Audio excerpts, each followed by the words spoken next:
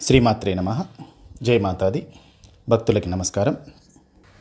ఈరోజు విషయం ఏమిటంటే, ఎవరైతే అమ్మవారిని భక్తితో మనస్ఫూర్తిగా వేడుకుంటారో అటువంటి వారి కష్టాలను తొలగించడానికి అమ్మవారు ఎటువంటి దారి చూపిస్తుంది, అంటే వారి కష్టాలని తొలగించడానికి ఎలా మార్గం చూపిస్తుంది అనేటటువంటి విషయాన్ని తెలుసుకునే ప్రయత్నం చేద్దాం. ఈ విషయం సులభంగా అర్థం చేసుకోవడానికి ఒక చిన్న కథ చెప్తా వినండి. ప్రస్తుతం జరుగుతున్నటువంటి కాలంలోనే ఒకతను ఇండియా నుండి వెళ్ళి అమెరికాలో డాక్టర్ వృత్తిలో స్థిరపడిపోతాడు. అతను డాక్టర్ వృత్తిలో మంచి ప్రావీణ్యాన్ని సంపాదించి సేవతో కూడినటువంటి వైద్యాన్ని ప్రజలకు అందిస్తూ ఉంటాడు. మరి ఇటువంటి సమయంలో అతనికి ఒకరోజు కంచి పీఠం నుండి ఒక ఇన్విటేషన్ అందుతుంది. దాంట్లో ఏముంటుంది అంటే, మీరు ఇంతకాలంగా ప్రజలకు చేసినటువంటి సేవకు గాను మీ సేవ వలన ఎంతోమంది భక్తులు వారి జీవితాలను ప్రశాంతంగా గడుపుతున్నారు. అందువలన మిమ్మల్ని ఒకసారి సత్కరించాలి అనుకుంటున్నాము అని చెప్పి అతనికి ఒక ఆహ్వాన పత్రిక అందుతుంది. అది చూడగానే వెంటనే అతను అమ్మవారి సన్నిధి నుండి వచ్చినటువంటి ఆహ్వానాన్ని అమ్మవారి యొక్క పిలుపుగా భావించుకొని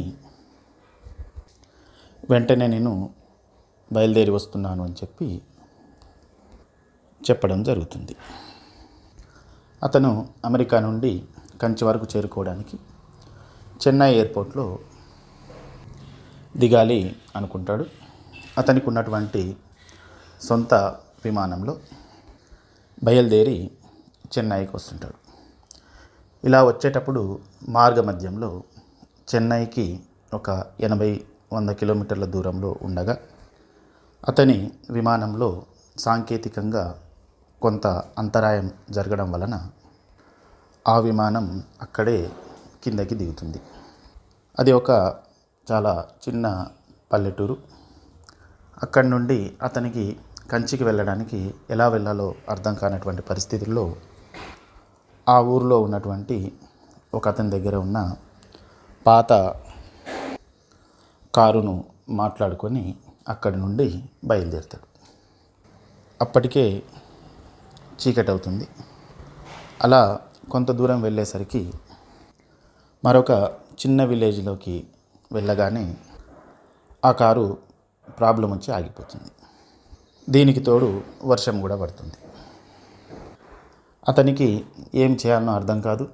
అతనితో పాటు ఉన్నటువంటి డ్రైవరు ఈ గ్రామంలో ఈ రాత్రికి ఎక్కడో దగ్గర ఉండి పొద్దున ఏదన్నా వేరే వెహికల్ తీసుకొని కంచికి వెళ్దాము, ఇక్కడే ఉండిపోదాం ఈ రాత్రికి అని చెప్తాడు. అప్పటికే వర్షం పడుతుంది. రాత్రి అయింది కాబట్టి ఆ విలేజ్లో అందరూ పడుకొని ఉంటారు. ఒకళ్ళింట్లో మాత్రం ఇంకా లైట్లు వెలుగుతూనే ఉంటాయి.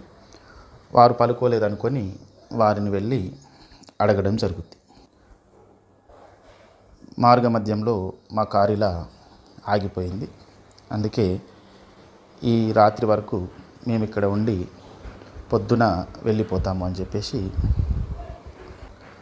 ఆ ఇంట్లో వాళ్ళని అడిగినప్పుడు వారు సరే అని ఉండమని చెప్తారు.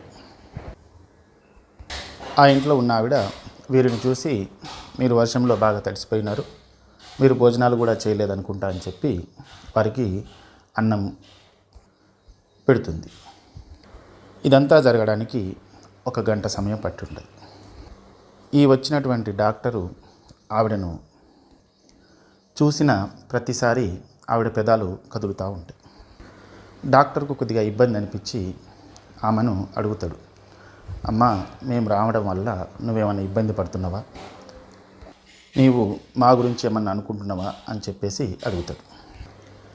అప్పుడు ఆవిడ, అలా కాదయ్యా, నా కొడుక్కి ఏదో వింత రోగం వచ్చింది, దానికి భారతదేశం మొత్తం మీద ఎక్కడా కూడా నయం చేసేటటువంటి వాళ్ళు లేరంట.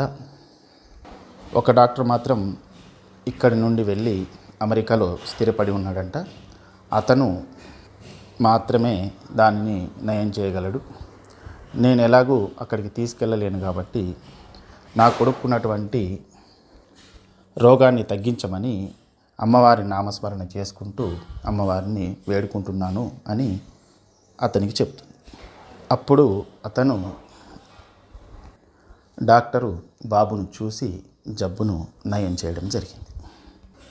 ఇక్కడ చూడండి, అమ్మవారిని వేడుకోవడం వలన ఇక్కడ ఉన్న భక్తురాలు అమెరికాకు వెళ్ళి వైద్యం చేయించుకోవడం కష్టమైనటువంటి పనికి అక్కడ ఉన్నటువంటి డాక్టర్ గారిని ఇక్కడికి తీసుకురావడం జరిగింది.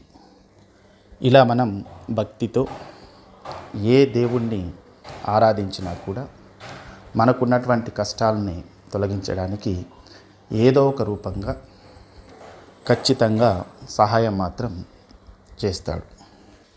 అందుకే ఎప్పుడూ భగవన్నామ స్మరణ అనేది చేసుకుంటూ ఉండండి. అమ్మవారి కృప అందరిపైన ఉండాలని కోరుకుంటూ, జై మాతాది, శ్రీమాత్రే నమః.